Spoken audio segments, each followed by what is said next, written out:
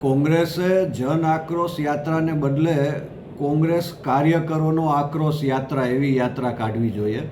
આજે સમગ્ર ગુજરાત અને સમગ્ર દેશમાં ગામે ગામ કોંગ્રેસમાં કાળો કકળાટ છે અને કોંગ્રેસનો આ જે કકળાટ છે એ કોઈ નવી વસ્તુ નથી.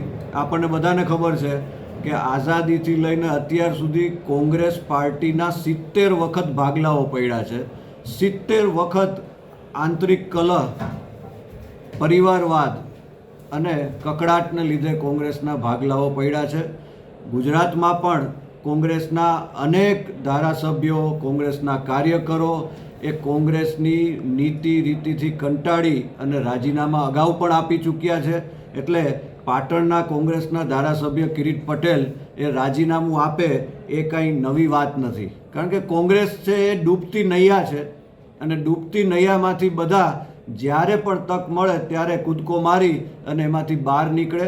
એટલે કોંગ્રેસ છે એ ધીરે ધીરે નેસ્ત નાબૂદ થવાની દિશામાં છે.